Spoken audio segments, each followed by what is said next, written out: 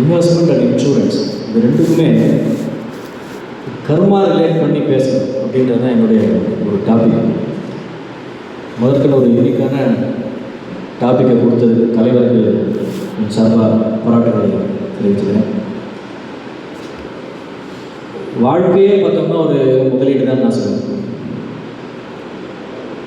பொதுவாக முதலீடு அப்படின்னா நம்ம என்ன நினச்சிக்கிறோம், ஒரு வணிகர் பணத்தை முதலீடு செய்வார், ஒரு விவசாயி விதையை முதலீடு செய்கிறாங்க, ஒரு ஆசிரியர் தன்னுடைய அறிவை முதலீடு செய்கிறார்.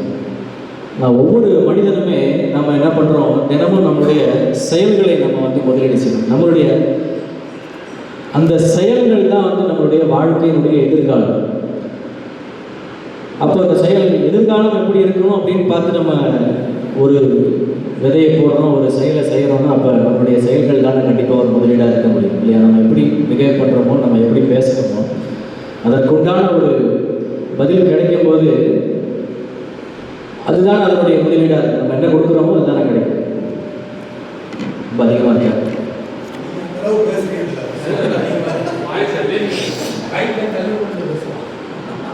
மனித வாழ்க்கையில் 3 விதமான முதலீடுகள் நம்ம சொல்லலாம். நம்மளுடைய குணத்தை நம்ம முதலீடு செய்யணும்.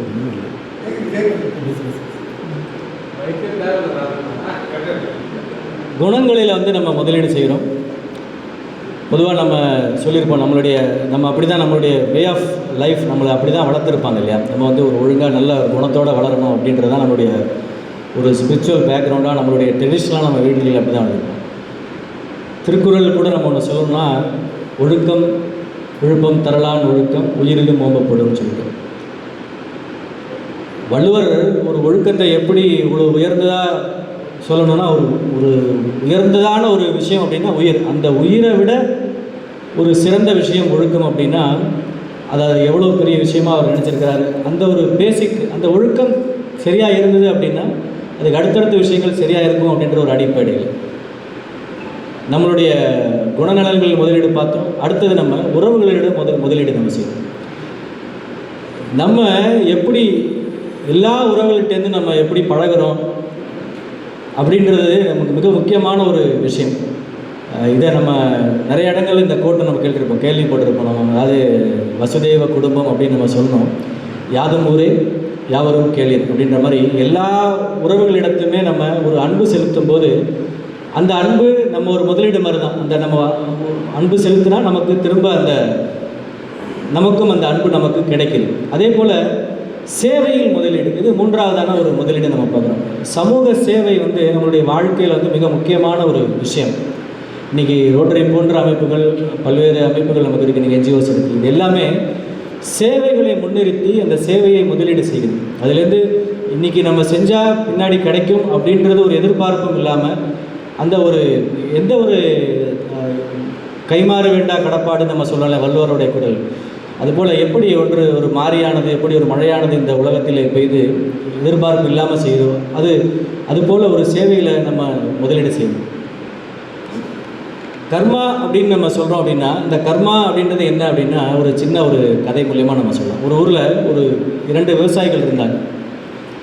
அதில் இந்த முதல் விவசாயி கரெக்டாக ஒரு நல்ல ஒரு விதையை அவருடைய விளைநிலங்களில் அதை அவர் பயிர் பண்ணிவிட்டு அந்த விதையை எப்படி சரி ஊட்டணுமோ, அதை எப்படி பாதுகாக்கணுமோ அப்படிலாம் பாதுகாத்து, அந்த விதையும் பாதுகாத்து, அந்த அவருடைய மண்ணையும் கரெக்டாக பாதுகாத்து, தண்ணீரெல்லாம் கரெக்டாக நேரத்துக்கு விட்டு செய்கிறார். இன்னொரு விவசாயி இருக்கிறாரு. அவர் ஏதோ ஒரு விவசாயம் செய்யணுமே அப்படின்றதுக்காக அவர் செய்கிறார்.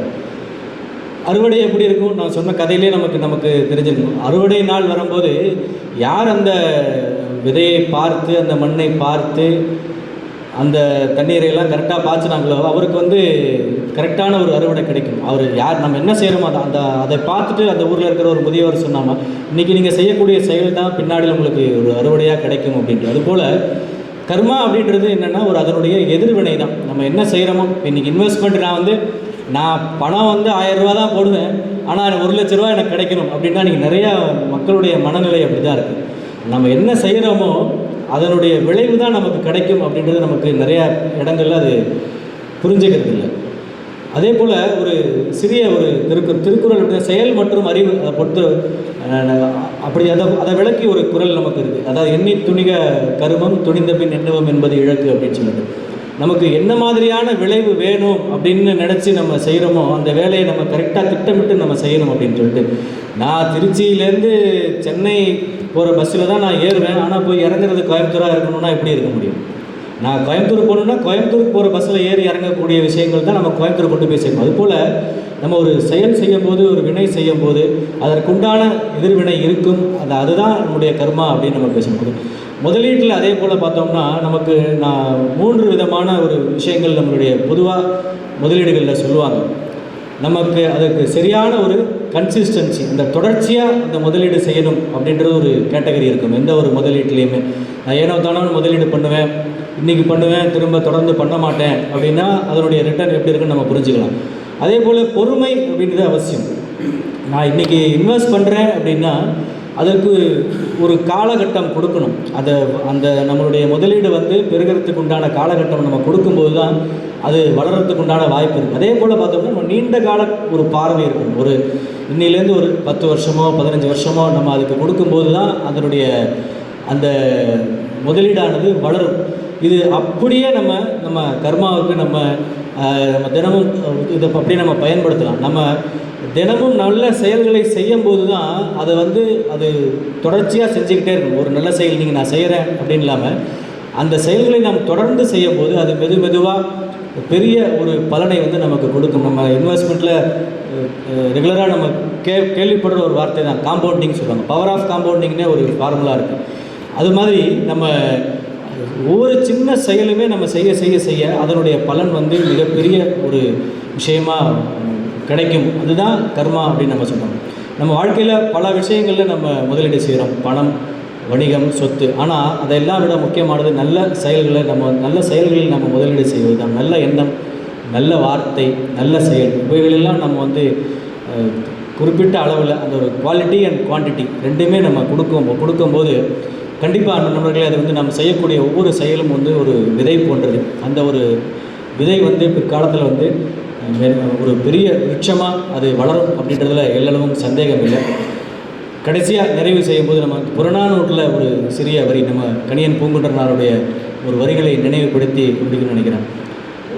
உண்டால் அம்மை இவ்வுலகம் தமக்கென முயலா நோன்றால் பிறர்க்கென முயலினர் உண்மையானே.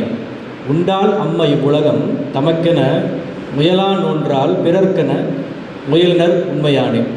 இந்த உலகம் நிலைத்திருக்கிறது அப்படின்னா தங்களுக்காக மட்டும் வாழாதவர்களால் தான் இந்த உலகமானது நிலைத்திருக்கிறது. தனக்கான ஒரு சுயநலம் இல்லாமல் ஒரு பொதுநலத்தோடு வாழ்பவர்களால் தான் இந்த உலகமானது நிலை நிற்கிறது அப்படின்னு சொல்லிட்டு கணியன் பூங்குன்றனாருடைய இந்த பாடல்கள் இந்த புறநானூற்றில் கிடைக்குது. ஆகவே நண்பர்களே நம்மளுடைய முதலீடு பணத்தில் மட்டுமல்ல, அறத்திலும் கருணையிலும் சேவையிலும் முதலீடு செய்வோம் என்று கூறி வாய்ப்பளித்து நன்றி கூறி விடைபெறுகிறேன். வாழிய செந்தமிழ், வாழ்க முற்றமிழர், வாழிய மாணவர் மணித்திருநாள்.